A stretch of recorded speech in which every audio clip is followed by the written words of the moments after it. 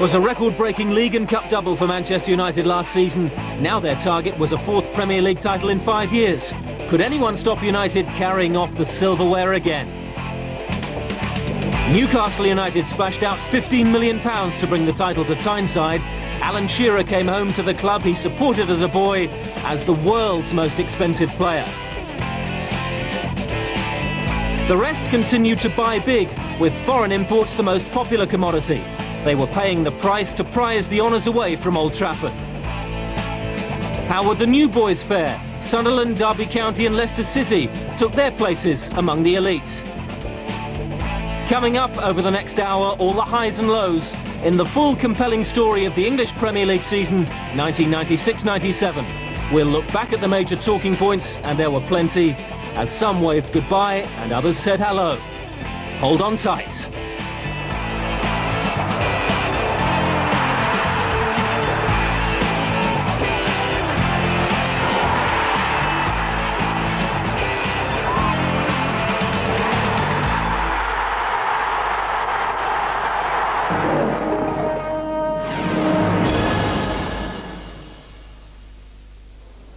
And I am delighted, absolutely thrilled and delighted, to say today, Kevin, to the board, thank you in a sense for bringing Alan here. And it's my great pleasure now to welcome Alan Shearer to Newcastle United Football Club.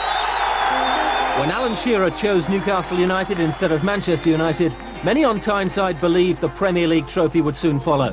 For £15 million, Newcastle had acquired Euro 96's leading goalscorer and England's undoubted #1 striker. But could Shearer alone turn Newcastle's disappointment of last season into their first title for nearly 70 years? I've always said I wanted to play for Newcastle at some stage, and I think if I went elsewhere, I would have had the best years of my career behind me, and I want to play for Newcastle with the best years in front of me. But Shearer was just part of a £120 million spree paid out on some of the very best.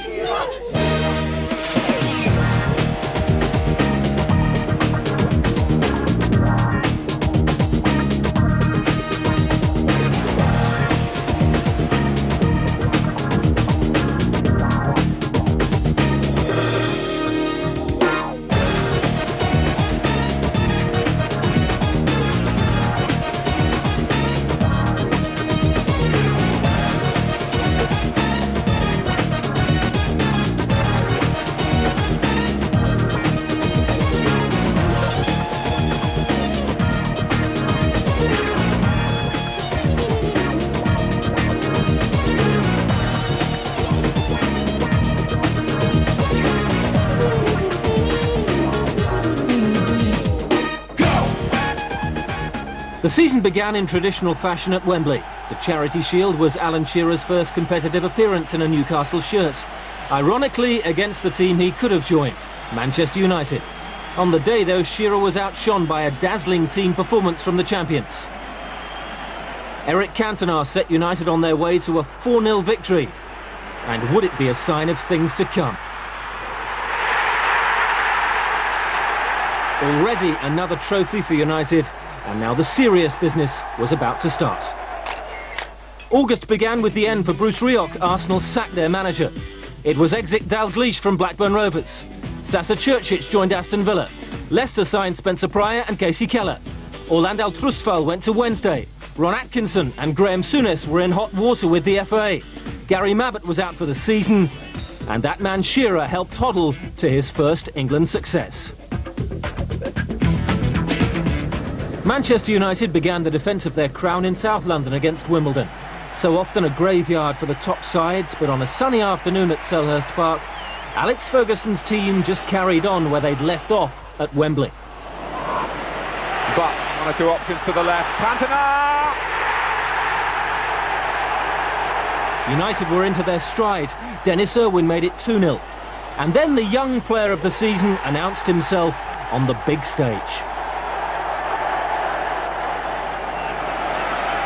There's the time for Manchester United with Beckham!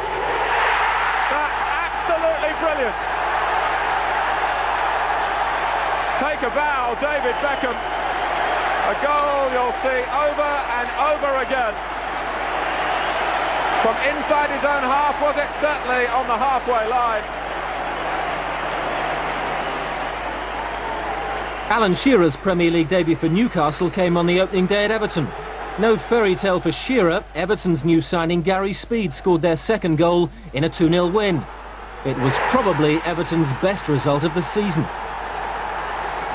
On Teesside, £7 million man Fabrizio Ravanelli had joined Brian Robson's Foreign Legion.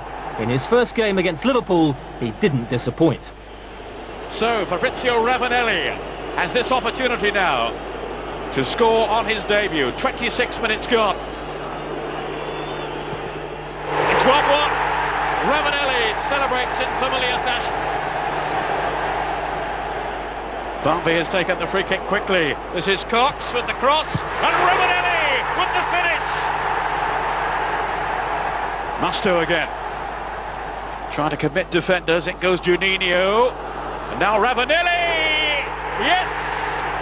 A hat-trick!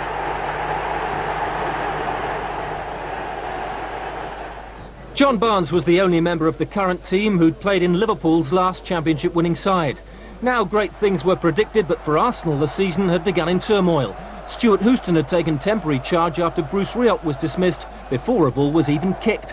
It seemed he was just killing time until the arrival of Frenchman Arsène Wenger, a highly thought-of coach with a continental approach.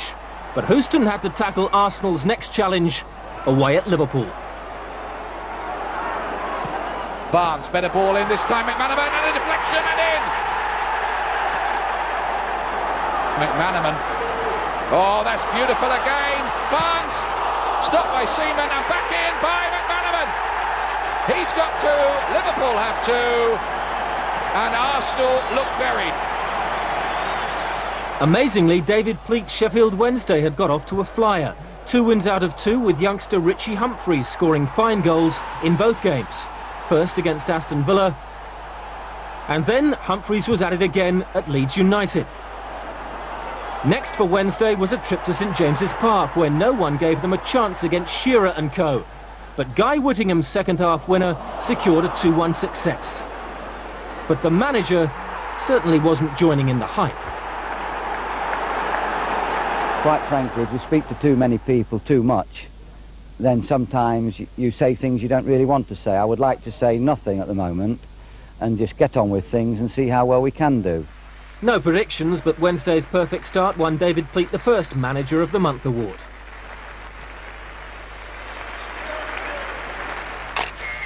September began with a move to Middlesbrough for Mikkel Beck. Tottenham keeper Erik Torstved retires. Ruud Gullit was voted Britain's best-dressed man. Peter Reid wasn't best pleased with referee Paul Danson. It was over and out for Forest Steve Stone, sidelined for the season. Graham Souness made an emotional return to Anfield. Paul Merson was back for England after his personal trauma, but Tony Adams said he was fighting alcoholism. Arsenal were KO'd in Europe, along with an embarrassed Aston Villa. Accompanied by their own backing group, Sheffield Wednesday made it 4 out of 4, beating promoted Leicester City. Richie Humphreys produced another moment of sheer magic. Wednesday were top, and next for them Ruud Gullit's Chelsea team, who'd also made a promising start. It was first against second at Hillsborough. It's Burley with another opportunity, which he's made for himself this time. Can he take this one? He does!